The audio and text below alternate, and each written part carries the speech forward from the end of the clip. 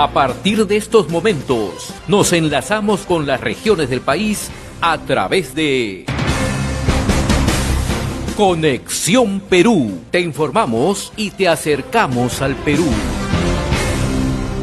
Saludamos a esta hora al ingeniero Carlos Durán Chahut, quien es el presidente de la Cámara de Comercio, Producción, Turismo y Servicios de Perú Cámara. Qué gusto saludarlo, ingeniero Durán. Muy amable por esta comunicación a través de Conexión Perú. ¿Cómo está usted? Buenas tardes, don José. Gusto saludarlo. Gracias por la oportunidad de comunicarme con su audiencia a través de las ondas y de su medio con tanta audiencia en diferentes regiones del país. Hoy ha marcado un hito, ¿no?, para el sector empresarial este pronunciamiento, ¿no? De los empresarios unidos por el Perú, ¿no?, donde dan a conocer, ¿no?, la actual situación, pero también plantean un conjunto de soluciones, sugerencias al gobierno, ¿no? ¿Cuáles son los temas centrales que se han planteado en este pronunciamiento los empresarios del Perú en su conjunto, ingeniero Durán? Bueno, lo que transmite ese pronunciamiento, en primer lugar, es, ya una situación de cúspide, digamos, de reclamo, ¿no?, ya del empresariado sobre la difícil coyuntura en la que nos está poniendo las decisiones del actual gobierno en este proceso de polarización que hay entre también el Congreso y el Ejecutivo. Y ya la cereza sobre la torta ha sido el anuncio inopinado, sorpresivo, inclusive sorprendió a muchos de los ministros del presidente Castillo sobre llamar a un referéndum para una asamblea constituyente y presentar un proyecto de ley para promover un referéndum y como consecuencia de eso una asamblea constituyente, ¿no? Ya a partir de ese momento inclusive hemos visto cómo algunos indicadores económicos comenzaron a ponerse en situación de deterioro al país. El tipo de cambio rebotó nuevamente, ya estamos en 3.85, eso presiona la inflación, menos capacidad adquisitiva para los peruanos, los niveles de inversión comienzan a bajar, ya las calificadoras de riesgo nos están poniendo en una situación de país más riesgoso, por lo tanto nuestra tasa de interés para obtener créditos, capital de trabajo para nuestras empresas comienza nuevamente a verse limitado o muy costoso, y eso en un proceso de coyuntura donde todavía estamos en pandemia, donde todavía hay crisis económica, donde hay sectores de la actividad económica y regiones de nuestro país que todavía no se recuperan ni al 30% de actividad económica previa a la pandemia. Entonces es inconsistente y es incongruente los actos del gobierno con las declaraciones, porque sorprendió que el presidente también declare que el Perú está abierto a las inversiones, que el Perú tiene unas reglas de juego muy claras, amparadas en la Constitución. Lo dijo hace unos días en Torre Tagle, mientras recibía credenciales de un grupo de diplomáticos que se incorporaban al cuerpo diplomático acreditado en el país, pero eso en medio de un proceso de crisis política pues no tiene sentido, y más bien son palabras que se la lleve el viento, porque los hechos van por otro camino. Entonces los empresarios y las diferentes asociaciones gremiales, sobre todo las que representan a la micro y pequeña empresa y mediana empresa, que es el 99% del espectro empresarial peruano y de las regiones, en un total de casi 200 representaciones gremiales nacionales, pues decidimos conformarnos en un colectivo, y este colectivo redactar un pronunciamiento, y más que declaración es un pronunciamiento que exige y demanda determinadas acciones coherentes al gobierno, y le pone, digamos, en la agenda que se aboque a los temas urgentes, y si no tiene esa capacidad, digamos, y esa visión, ¿no?, de enfrentar los retos que tiene hoy día el país para sacar a la población, sobre todo a los cerca de 10 millones de peruanos que están en pobreza o en extrema pobreza, adelante en un proceso inflacionario que va a seguir creciendo porque la coyuntura global así lo está poniendo, pues definitivamente no va a estar a la altura de las circunstancias, y debemos tomar algunos otros caminos que sí permitan que el país sea viable en el corto y el mediano plazo, ¿no? Entonces, el pronunciamiento tiene ese sentido de reflexión, de exhortación, de demanda y de exigencia para que se dé un golpe al timón y entremos en un proceso mucho más coherente y mucho más responsable, sobre todo, porque acá se trata de ser responsable, y responsable con los que más necesitan, porque los empresarios, al fin y al cabo, tenemos esa capacidad de resiliencia y de emprendimiento que nos ha permitido durante las últimas décadas saber capear y salir adelante en procesos pendulares. Pero hoy día nos preocupa mucho que estemos en una coyuntura todavía de pandemia y de crisis económica global, con una amenaza de guerra en Europa, que eso se puede expandir y no se sabe hasta cuándo puede terminar, y todavía eso, como un agravante, pues no nos deja otra situación que hacer esta exigencia y esta demanda para que el gobierno tome en serio lo que significa gobernar el país. Los retos del empresariado en realidad en los últimos años han sido múltiples, ingeniero Chahún, ¿no? Usted menciona la capacidad del empresariado peruano, ¿no?, de esa resiliencia en momentos difíciles, ¿no?, pero con reglas de juego claras, ¿no? Y usted acaba de mencionar algo muy puntual, que no puede estar al margen, ¿no? Recibimos 2 mensajes en menos de una semana, ¿no?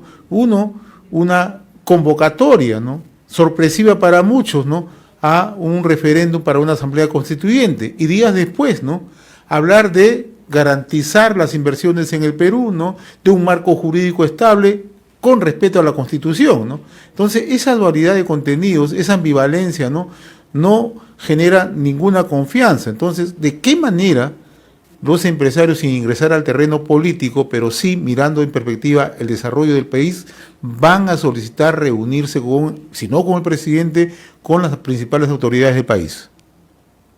Bueno, eso que le llama usted ambivalencia, para mí ya casi suena a bipolaridad, ¿no? Porque prácticamente es eso. Claro. Y además sorprende mucho cuando uno pregunta la justificación o el raciocinio detrás de una pretendida asamblea constituyente para generar una nueva constitución, pues sustentarlo con hechos que son falsos, ¿no? Es decir, la constitución actual ha permitido que el Perú crezca en su PBI casi 5 veces en los últimos años. Ha permitido que se genere un entorno y y un clima de negocios para atraer inversiones que han permitido que los presupuestos del Estado también se multipliquen por casi 7 veces, generando los recursos necesarios para financiarlo. No estamos nosotros diciendo que la Constitución esté escrita sobre piedra. Lo que decimos es que si hay que hacerle cambios a la Constitución, se hagan dentro del marco propio constitucional y como corresponde a los cánones de un país democrático y un país civilizado, con un pacto social que se debe respetar. Pero de ahí a decir que la Constitución es culpable de que haya monopolios, que nos digan qué monopolios. No existen monopolios. La Constitución, es más, es muy clara en el artículo respectivo cuando prohíbe el abuso de posición de dominio. Prohíbe el abuso de posición de dominio. Y el abuso de posición de dominio se tiene que controlar. ¿Y quién es el responsable de controlar abuso de posición de dominio si es que hubiera? El Estado. ¿A través de qué? A través de sus organismos reguladores. Entonces, si tenemos un Estado fallido con instituciones precarias y débiles, pues no nos quejemos si encontramos en algunas actividades económicas abuso de posición de dominio. Pero eso no tiene la culpa la Constitución. Tampoco la Constitución no tiene la culpa que tengamos un sistema educativo digamos, deplorable, o un sistema de salud precario. La salud en la Constitución es un derecho constitucional. La educación también es un derecho. En ninguna parte dice que es un servicio, ¿no? Y si existe salud y educación privada, que es legítimo que hayan emprendedores que quieran invertir en el sector educación, en el sector salud, pero tiene que existir un servicio de salud y de educación pública que sea de calidad internacional, que sea de una calidad tal que le genere, digamos, la competencia al sector privado y que uno prefiera estar siendo atendido en un hospital público antes que en una clínica privada, que uno tenga que mandar a sus hijos a un colegio público antes que a un colegio privado. Yo he estudiado en colegios públicos, yo he estudiado en la universidad pública. Para poder ingresar a una universidad pública, cuando a mí me tocó estudiar, había que hacer un esfuerzo supremo para poder acceder a una vacante. Y la calidad y la reputación que tenían las universidades públicas en esas épocas eran de calidad suprema. No había ninguna universidad privada que pudiera estar a la altura o a la talla de una universidad pública. ¿Por qué hemos perdido esa capacidad? ¿No es cierto? Si un peruano tiene hoy día que pagar X cantidad de dinero para mandar a su hijo a un colegio o a una universidad privada, es porque el Estado no le brinda un servicio público de educación de calidad donde pueda ir a atenderse gratuitamente. Entonces, para que exista un equilibrio, tiene que haber un Estado que asuma su rol y brinde los servicios constitucionales que están consagrados ahí. Entonces, esas excusas, ¿no?, de que justifiquen que el modelo económico que tiene la Constitución es un modelo económico que promueve monopolios, falso, que es una Constitución que promueve que los servicios básicos sean un negocio falso. Entonces, esas circunstancias sí tenemos que enfrentarlas, y eso hemos dicho hoy día en la conferencia de prensa. No es necesario una nueva constitución para cambiar el rostro del país. Lo que se necesita son instituciones sólidas, lo que se necesita son gobernantes con capacidad, lo que se necesita es un funcionario público que tenga trayectoria y experiencia para cumplir con los servicios que el ciudadano espera. Mire cómo los servicios se han deteriorado hoy día para los ciudadanos, lo difícil que es conseguir documentos de identidad, lo difícil que es conseguir acceso para determinados servicios que antes se conseguían de la manera mucho más fácil y natural. Entonces, estamos yendo justamente a eso, un deterioro integral del aparato público, de un Estado que ya no solamente es ineficiente, sino de un Estado que está entrando en una situación de parálisis. Y eso es lo que hemos llamado la atención hoy día, y ese es el mensaje que le estamos dando al gobierno. Un cambio de rumbo, una reflexión y una posición, digamos, pragmática para salir de esta situación en la que nos encontramos. No podemos seguir promoviendo conflictos sociales, no podemos seguir incubando los mismos en detrimento de la actividad económica y los derechos de los ciudadanos. ¿Cuánto le cuesta al país las paralizaciones que hay hoy día por diferentes motivos en diferentes regiones del país? Eso le cuesta no solamente al Estado porque no recauda los impuestos, le cuesta a las miles de pequeñas empresas que viven de esa actividad económica y que hoy día están cerrando o están pasando en situación de quiebra porque justamente no pueden soportar días y semanas de paralización. La actividad económica de los micro y pequeños empresarios es de cortísimo plazo, por lo tanto tenemos que salvaguardar a este sector tan importante de la actividad económica que son la pequeña y la microempresa. Representa el 40% del PBI y le da trabajo a casi el 60% de la población económicamente activa. ¿Le preocupa también? Si no somos conscientes de eso, entonces en realidad no estamos conscientes de lo que significa gobernar un país tan complejo y complicado como es el nuestro. A la par como el Ejecutivo y en realidad, ¿no? Todos coinciden, ¿no? Que estamos ingresando a un Estado fallido. ¿Le preocupa el accionar también del Congreso de la República? Pero no me preocupa el accionar de la clase política en general. Como le digo, estamos viviendo en una exacerbación de la polarización, por un lado el Ejecutivo y por otro lado el Legislativo. Estamos hoy día enfrentados a dos poderes del Estado que en vez de ponerse a trabajar en conjunto para solucionar los problemas urgentes del país, están de alguna manera cada uno en modo sobrevivencia. Yo no quiero que me vaques, yo no quiero que me disuelvas, ¿no es cierto? Y yo te ataco de esta manera y yo te respondo de esta otra manera. Por favor, este tipo de situaciones no ayuda a nadie, y mucho menos ayuda a quienes se supone que el gobierno defiende, que es el pueblo, y que ese pueblo tiene en el rostro de una población vulnerable que se ha visto mellada su capacidad adquisitiva producto de la crisis económica y la inflación en la que nos encontramos. Es cierto que es inflación externa, es cierto, pero tenemos que hacer algo nosotros para poder mitigar ese proceso inflacionario y recuperarle la capacidad adquisitiva a los peruanos. Y no es solamente dándole bonos, es bueno, hay que cubrirlos con subsidios de manera temporal, pero la manera más importante de recuperar la capacidad adquisitiva de los peruanos es generar los incentivos para que exista inversión. La inversión genera empleo y el empleo lo que genera es incremento de los ingresos. Y el incremento de los ingresos lo que genera es mayor capacidad adquisitiva del peruano para que pueda pasar esta ola inflacionaria que es un tema coyuntural.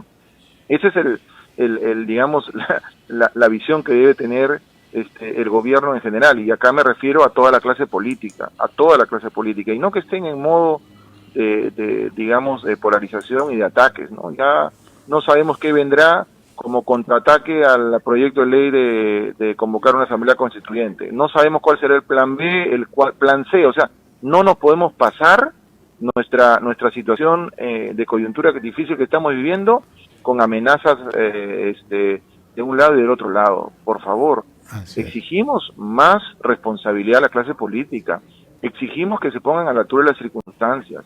Esto no es un juego, acá no están haciendo experimentos, acá está de por medio la vida de los peruanos, acá está de por medio la sobrevivencia de una gran parte de la población peruana que vive en situación extrema de pobreza.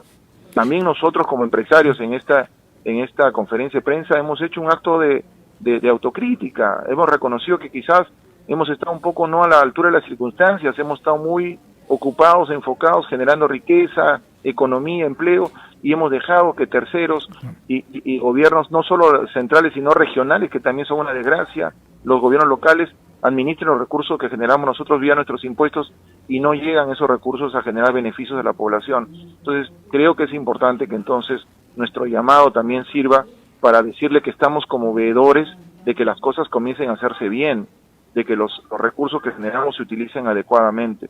Si no, nuevamente le digo, ya no solamente como economía, sino como sociedad vamos a ser una sociedad fallida. Así es. Ingeniero Carlos Durán Chajus, presidente de Perú Cámaras, muy reconocido por esta comunicación a través de Conexión Perú en RCR, Red de Comunicación Regional. Ha sido un gusto dialogar con usted, muy gentil.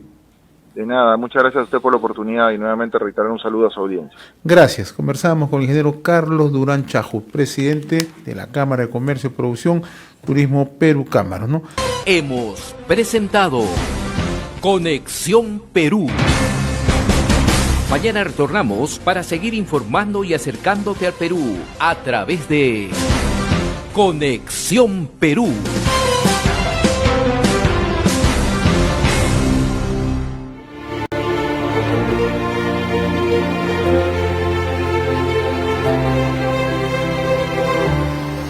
Universidad Nacional Mayor de San Marcos, 471 aniversario. Lleno de júbilo